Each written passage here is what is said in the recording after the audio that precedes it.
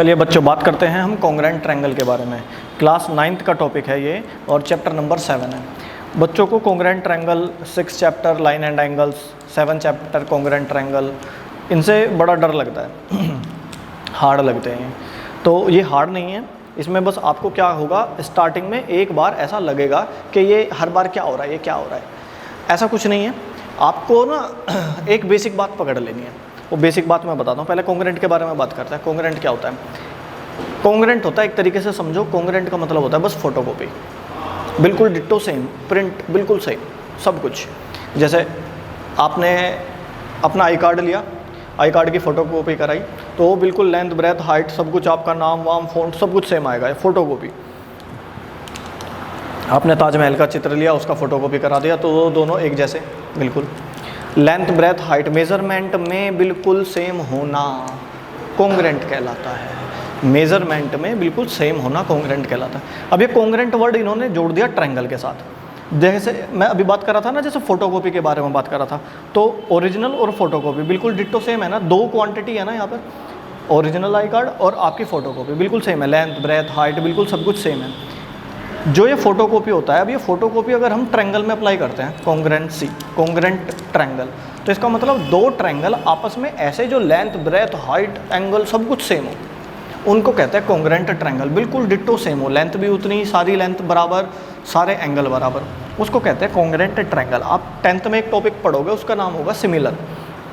तो कॉन्ग्रुएंट बिल्कुल फोटोकॉपी होता है और सिमिलर होता है एक जैसे, गुणों में एक जैसे, जिनके गुण एक जैसे होते हैं। 10th क्लास का टॉपिक पढ़ोगे आप। अभी 9th में पढ़ रहे हैं सिमिलर कॉन्ग्रुएंट ट्रायंगल। कॉन्ग्रुएंट का मतलब फोटोकॉपी समझ लिया हमने, एक जैसे, बिल्कुल एक जैसे। अब इसमें एक जैसे बताने के लिए हम ये नहीं कहेंगे कि देख के बराबर एक जैसे लग रहे हैं हमें, तो नहीं, उसके लिए हमें ना कुछ नियम बताने पड़ेंगे कि किन किन बातों की वजह से हम एक जैसे कह रहे हैं। उन बातों में 3 पॉइंट दिखाने होते हैं, 3 पॉइंट। अब सबसे इम्पोर्टेंट बात है, उन 3 पॉइंटों में कम से कम एक लेंथ तो दोनों ट्रायंगलों की, 2 ट्रायंगलों में कंपेयर करोगे आप, 2 ट्रायंगल आपस में कॉन्ग्रुएंट, 2 ट्रायंगल होने चाहिए, तो आप ये बताओगे कि वो दोनों ट्रायंगल आपस में कॉन्ग्रुएंट है अगर उनमें कम से कम एक लेंथ तो दिखानी ही दिखानी पड़ेगी। सारे एंगलों से बात नहीं बनेगी। जैसे कि मान लो आपने एक ट्रायंगल बना लिया, इसका ये वाला एंगल 60 ले लिया, ये वाला एंगल आपने 70 ले लिया, ये वाला एंगल आपने 50 ले लिया। एक और ट्रायंगल बना लिया आपने, इसमें भी ये 60 ले लिया, ये 70 ले लिया, अब ये 50 ले लिया। अब ये दोनों ट्रायंगल आपस में कॉन्ग्रुएंट नहीं है। एंगल सेम हो सकते हैं, एंगल सेम होने का मतलब कॉन्ग्रुएंट नहीं होता।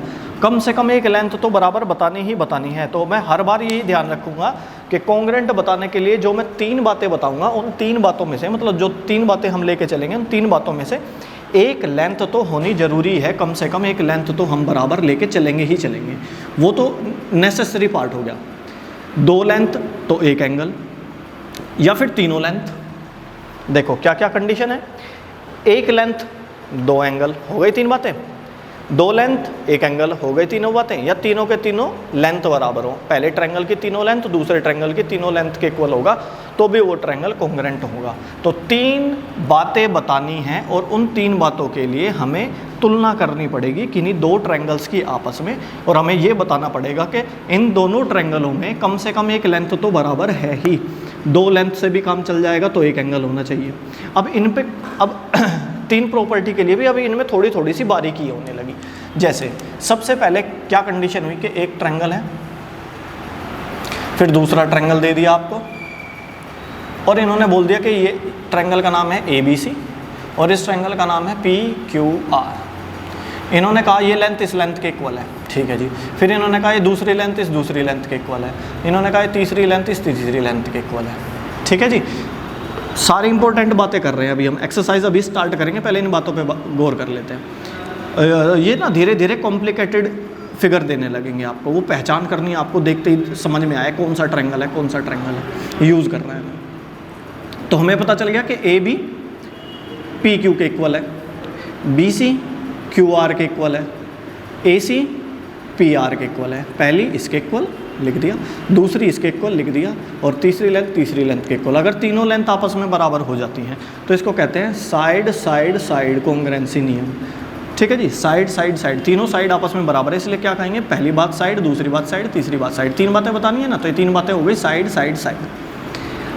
अब इम्पोर्टेंट बात ये है कि ये काम ना आपको जब क्वेश्चन टफ होगा उसमें ज़रूरत पड़ेगी, और ये 10th में भी ज़रूरत पड़ेगी, अभी से आदत डाल लेते हैं। तो हमें जब नाम लिखने पड़ेंगे ना ट्रायंगल के, वो नाम सही होने चाहिए, नाम सही होने चाहिए। मैंने 2 ट्रायंगल बनाए, उनके बीच में कॉन्ग्रुएंसी का रूल लगा दिया, कॉन्ग्रुएंसी इसको कहते हैं सिमिलर और इसको कहते हैं इक्वल, यानी कि सारी साइडों के रेशियो और लेंथ बराबर है, सब कुछ बिल्कुल बराबर है, एंगल साइड वाइड सब कुछ बराबर है। तो मैंने पहला पेयर ले लिया, कोई सा भी एक पेयर ले लेना, ये वाले पेयर से बना लो या ये पेयर से बना लो। मैं पहले वाले पेयर से बना के दिखा रहा हूँ आपको। मैंने देखा इस वाले पहले पेयर में बी कॉमन है, तो मैं बी को बीच में लिख रहा हूँ, और इधर मैंने देखा क्या कॉमन है, क्यू कॉमन है, तो मैं क्यू को बीच में लिख रहा हूँ। अब पहले नियम को देख रहा हूँ, तो बी के साथ ए लिखना है, तो बी के साथ ए मैंने लेफ्ट में लिख लिया, और इधर क्यू के साथ पी लिखना है, पी को भी मैंने लेफ्ट में लिख लिया। फिर मैंने देखा बी के साथ मुझे सी लिखना है, बी के साथ ए तो इधर आ गया, तो सी को मैं इधर लिखूंगा। ऐसे ही क्यू के साथ मुझे आर लिखना है, क्यू के साथ पी भी लिखना है, क्यू के साथ आर भी लिखना है, तो आर क्यू के साथ आर इधर नहीं लिख सकता मैं, ठीक है, नहीं तो पी बिगड़ जाएगा, तो क्यू के साथ आर मैं इधर लिखूंगा। ये नाम बन गए, पहली ए बी, पहली 2 पी क्यू के बराबर, लास्ट की 2 बी सी क्यू आर के बराबर, बी सी क्यू आर के बराबर, अगली पिछली ए सी, अगली पिछली पी आर के बराबर, देखो ए सी पी आर के बराबर है। ऐसे नाम बनाया जा सकता है। या फिर आप दूसरा रेशियो ले लो, दूसरा रेशियो लेता हूँ अगर मैं, मान लो मैं दूसरा रेशियो ये वाला ले रहा हूँ, अभी ये बेसिक चल रहा है, अभी हम एक्सरसाइज स्टार्ट नहीं कर रहे, मैंने ये ले लिया, इधर भी मैंने ये ले लिया, इधर देखा मैंने सी कॉमन है, तो मैंने सी को बीच में लिखा। दूसरा ट्रायंगल लिया, मैंने देखा आर कॉमन है, तो मैंने आर को बीच में लिया, ठीक है, दोनों में आर आ रहा है ना, इधर दोनों में सी आ रहा है। अब मुझे सी के साथ सबसे पहले रेशियो में दिखाई दिया कि सी के साथ बी लिखना है, सी के साथ बी या तो इधर लिखा जाएगा या इधर लिखा जाएगा, तभी तो सी के साथ का आ जाएगा बी, तो मैंने राइट में लिखा। अब इधर भी मैं पहले वाले कंडीशन को देखूंगा, आर कॉमन है, आर के साथ क्यू लिखना है मुझे, या तो आर के साथ क्यू मैं इधर लिखूंगा या आर के साथ क्यू इधर लिखूंगा, तो जब मैंने इधर राइट में लिखा है तो इधर भी मैं राइट में ही लिखूंगा। फिर मुझे दिखाई दिया सी के साथ ए भी लिखना है, तो सी के साथ ए लिखूंगा जो सी के साथ पढ़ा जाए, तो सी के साथ ए इधर नहीं आ सकता, सी के साथ ए इधर आएगा ताकि सी ए एक साथ पढ़ा जाए। ऐसे ही आर के साथ पी लिखा जाएगा, तो आर के साथ पी, आर के साथ तो क्यू, इधर तो क्यू आ गया, पी बनाना है तो मैं इधर बना देता हूँ। अब देखो नाम देखो, बी सी क्यू आर के इक्वल आना चाहिए, बी सी क्यू आर के इक्वल है, लास्ट के 2 सी ए आर पी के इक्वल होना चाहिए, सी ए आर पी के इक्वल है। अब अगली पिछली बी ए क्यू पी के इक्वल होना चाहिए, बी ए क्यू पी के इक्वल आ रहा है, आगे पीछे हो जाएंगे कोई बात नहीं, बी ए बी एक ही बात है, पी क्यू क्यू पी एक ही बात है, तो ये भी सही बन रहा है। तो ये सही नाम है, वो पिछला भी सही नाम था, सही के सामने सही आना चाहिए, और ये भी सही नाम है, सही के सामने सही आना चाहिए। ऐसे फिर हम इनको क्या क्या बोल सकते हैं कि एंगल बी, पहले वाला एंगल बी है ना, तो इधर पहले वाला एंगल क्यू है, एंगल बी क्यू के इक्वल आएगा, एंगल बी एंगल क्यू के इक्वल आएगा। फिर दूसरा एंगल सी दूसरा एंगल आर के इक्वल आना चाहिए, एंगल सी आर के इक्वल आएगा, ठीक है जी। फिर तीसरा है ए और इधर तीसरा है पी, तो एंगल ए एंगल पी के इक्वल आएगा, एंगल ए एंगल पी के इक्वल आएगा, ठीक है जी। ये लाइनें रिप्रेजेंट करती हैं कि इधर की 3 लाइनें, इधर की 3 लाइनें, वो वाली एंगल बराबर, इधर की 2 लाइनें, इधर की 2 लाइनें, ये वाला एंगल बराबर, सिंगल लाइन वाला सिंगल लाइन के बराबर, जैसे एक डॉट एक डैश वाले के बराबर, 2 डबल डैश वाले के बराबर, ट्रिपल डैश वाले के बराबर। ये तो हो गया इस कंडीशन से नाम पढ़ना। सबसे पहली बात है कि तीनों लेंथ हो तो काम चल जाता है। दूसरी कंडीशन क्या होती है, देखिए दूसरी कंडीशन देखते हैं। अगर मुझे ये पता चल जाए कि किसी ट्रायंगल की 2 लेंथ किसी दूसरे ट्रायंगल की 2 लेंथ के इक्वल है, तो उनको कैसे पढ़ते हैं? 3 नियम होने चाहिए। 3 नियम में से अगर पहला नियम ये है, हमें ये नहीं बताया कि ये आपस में इक्वल है, ये नहीं बता रखा जी हमें कि ये आपस में इक्वल है। मुझे ये बता रखा है कि A B equals to P Q, और ये बता रखा है B C equals to Q R. ये 2 बातें बता रखी हैं बस, पर होनी चाहिए 3। अगर 2 लेंथ है तो एक एंगल होना चाहिए, पर वो एंगल कौन सा होना चाहिए, ये ध्यान देने वाली बात है कि वो एंगल कौन सा होना चाहिए। देखिए वो एंगल कौन सा होना चाहिए। अगर ये इसके इक्वल, ये इसके इक्वल, तो इन दोनों के, ये दोनों इन दोनों के इक्वल है, तो इन दोनों के बीच वाला एंगल इन दोनों के बीच वाले एंगल के इक्वल होना चाहिए, यानी कि एंगल बी एंगल क्यू के ही इक्वल होना चाहिए, तभी बात बनेगी, नहीं तो नहीं। अगर सी आर के इक्वल दे दिया, बी क्यू के इक्वल नहीं दिया, तो हम क्या कहेंगे कि भाई ये 2 लेंथ इन 2 लेंथों के इक्वल है, पर इनका बीच का एंगल आपस में इक्वल नहीं है, तब हम फंस गए, तब नहीं बना सकते। हमें क्या होना चाहिए, ये वाले एंगल से काम नहीं चलेगा, जो 2 लेंथ आपस में 2 लेंथ के इक्वल है, उनके बीच का एंगल ही आपस में बराबर होना चाहिए। जैसे मान लो ये दो लेंथ और ये दो लेंथ आपस में इक्वल आ गई, ये वाली इसके इक्वल आ गई, ये वाली इसके इक्वल आ गई, तो इनके बीच का एंगल सी है, इनके बीच का एंगल आर है, तब बात बराबर बनेगी। या फिर मान लो ये दो लेंथ और इन दो लेंथों के इक्वल है, यानी कि ये वाली इसके इक्वल, ये वाली लेंथ इस वाली लेंथ के इक्वल, तो इनके बीच का एंगल ए एंगल पी के इक्वल होना चाहिए, तभी नाम बनेगा, तभी सही ट्रायंगल का नाम बनाया जा सकता है, तभी वो नियम बनेगा। और उस नियम को क्या कहते हैं? साइड, साइड और उनके बीच का एंगल, इसको कहते हैं साइड एंगल साइड। एक प्रॉपर्टी ये पढ़ेंगे हम, साइड एंगल साइड, दूसरी प्रॉपर्टी हो गई है। अब देखते हैं तीसरी प्रॉपर्टी क्या होती है। तीन ही है, तीसरी का ये एक मॉडिफाई रूप है RHS करके, वो हम एक्सरसाइज के दौरान समझेंगे। तीसरा लास्ट देखो, किसी ट्रायंगल के दो एंगल दूसरे ट्रायंगल के दो एंगल अगर आपस में बराबर होते हैं, तो एक कॉमन सेंस लगाने की बात है। देखो, अगर किसी ट्रायंगल के दो एंगल, इस ट्रायंगल के कोई दो एंगल और इस ट्रायंगल के कोई दो एंगल आपस में बराबर हैं, तो गौर से सोच के देखो कि इसका जो बचेगा और इसका जो बचेगा वो आपस में बराबर ही बचेंगे। एक प्रैक्टिकल लेके देखते हैं छोटा सा। मान लो ये वाला एंगल 60 है, ये वाला भी एंगल 60 है, ये वाला एंगल 70 है, ये वाला एंगल भी 70 है, ये दो एंगल आपस में बराबर हो गए। तो मेरे हिसाब से इस वाले ट्रायंगल का जो तीसरा उन्होंने दे रखा है, सिर्फ दो एंगल बराबर दे रखे हैं उन्होंने। मेरे हिसाब से अब फर्स्ट ट्रायंगल का जो एंगल बचेगा वो मैं कैलकुलेट करूंगा, 180 में से इन दोनों को घटा के इसको निकाल लूंगा, ये 50 आया। ऐसा ही इसमें होगा, 180 में से इन दोनों को घटा के निकालेंगे तो ये भी बचा हुआ बचे हुए के ही बराबर आएगा, इस बचे हुए के बराबर ही ये बचा हुआ आएगा, क्योंकि दो एंगल आपस में बराबर हैं, तो तीसरा रिमेनिंग एंगल आपस में बराबर होता ही होता है, क्योंकि ये भी 180 की प्रॉपर्टी को फॉलो करेगा, ये भी 180 की प्रॉपर्टी को फॉलो करेगा, तो तीनों एंगल आपस में बराबर आ जाएंगे। पर तीनों एंगलों से काम नहीं चलेगा, कोई भी एक लेंथ तो इक्वल होनी ही चाहिए। अब इसमें ऐसा कोई लट नहीं है आपके, कोई दबाव नहीं है, कोई प्रेशर नहीं है कि इन दोनों एंगलों वाली लाइन ही इक्वल हो। अगर ये दो एंगल इक्वल हैं, ये दो एंगल इक्वल हैं और ये लेंथ इक्वल दे दी, चल जाएगा। ये दो एंगल इक्वल है और यही लेंथ इक्वल दे दी तो भी चलेगा। अगर ये दो एंगल इक्वल है और ये वाली लेंथ इक्वल है तो भी चलेगा। ठीक है जी, क्योंकि आपके तीनों एंगल तो बराबर हैं ही। अगर दो बराबर दे रखे हैं ना, तो तीसरा तो अपने आप बराबर है ही, बस एक लेंथ और चाहिए, कोई सी भी एक लेंथ इक्वल आ जाए, तो आप उसको कहोगे क्या? एंगल साइड या एंगल साइड एंगल। ठीक है जी, ये तीन प्रॉपर्टी का यूज़ करके अब हम ये ट्रायंगल चैप्टर पढ़ेंगे। और ट्रायंगल चैप्टर की कॉन्ग्रुएंसी, बस मैं क्या करूँगा, हर बार देखो एक भी क्वेश्चन ऐसा नहीं होगा जिसमें हम ये ना ढूंढे कि कोई तीन बात, बस कोई तीन बात ढूंढते रहेंगे। कोई से भी इन तीनों पेयर में से जो मैंने अभी आपको बेसिक में समझाया, इन तीनों बातों को ढूंढते रहेंगे।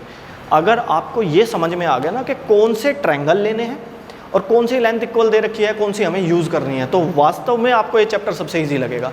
बस थोड़ा सा दिमाग लगाना होता है, पजल पहेली है, वो पजल सोल्व करना है। बड़ा इंटरेस्टिंग चैप्टर है, बोरिंग लगता है आपको स्टार्टिंग में क्योंकि आपको प्रॉपर्टी रटनी पड़ती है, आप थोड़ा सा फोकस नहीं कर रहे। अब मैं सारे क्वेश्चन ऐसे ही कराऊंगा कि जैसे आप ही कर रहे हो।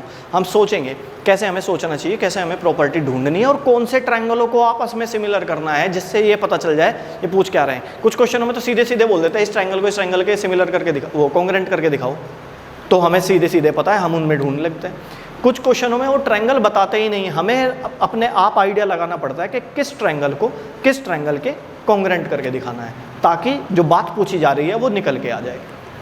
अच्छा जी, इसके अलावा एक बात और करते हैं। मान लो ये दो ट्रायंगल आपस में कॉन्ग्रुएंट आ गए, एंगल बी एंगल क्यू के इक्वल आ गया, एंगल सी एंगल आर के इक्वल आ गया, और एक लेंथ ए भी इक्वल्स टू पी क्यू आ गई। तीन बातें हो गई जी। अब इन तीन बातों से मैं नाम बताऊंगा। नाम बताने के लिए अगर हमारे पास दो लेंथ है, मतलब ये तो एक ही पेयर है, लेंथ का एक पेयर और होता तो लेंथ से हम नाम सही बना सकते हैं। एक लेंथ से नाम सही नहीं बना सकते, एक लेंथ से नाम ही नहीं बना सकते। अगर एक लेंथ इक्वल है ना, इस ट्रायंगल की और इस ट्रायंगल की एक लेंथ इक्वल है तो नाम नहीं बना सकते। अच्छा, एक लेंथ इक्वल है इसका मतलब दो एंगल बराबर है, फिर तो तीन बातें होनी चाहिए ना। तीन बातों में से एक बात तो लेंथ वाली हो गई, बाकी दो बातें कौन सी बची? एंगल वाली। तो एंगल अगर आपस में इक्वल हैं, एंगल का पेयर इक्वल है भाई, ये दो एंगल और इधर के दो एंगलों के इक्वल है, तो उससे तो और भी आसान हो गया। क्या लिखो? सी बी और क्या बचा? सॉरी, बी सी और इस ट्रायंगल का क्या नाम बचा? ए। इधर भी मैं क्या लिखूंगा? पहले क्यू फिर आर और इसका क्या बचा? पी। एंगलों को ही लिख दो सीधे सीधे, B C A angle, B C बचा कुचा ए एंगल, इधर क्यू आर और क्या एंगल बचा? पी। ये सीधे बिल्कुल परफेक्ट नाम बनेगा। अब ये बात होने की वजह से, ये किस वजह से हुआ है? Side angle angle side angle या एंगल एंगल साइड, कुछ भी कह सकते हो। इस बात की वजह से अब मुझे क्या बात पता चल गई कि भाई पहली दो के equal, B C Q R के इक्वल, या फिर सी ए आर पी के इक्वल, आर पी के इक्वल, या फिर अगली पिछली बी ए या ए बी क्यू पी के इक्वल या पी क्यू के इक्वल, तो B A equals to Q P. ये जो हम बातें लिख रहे हैं ना, इस बात का भी एक रीज़न है, इसको कहते हैं by C P C T. C P C T की वजह से हम ये कह रहे हैं। अब ये सी पी सी टी क्या होती है?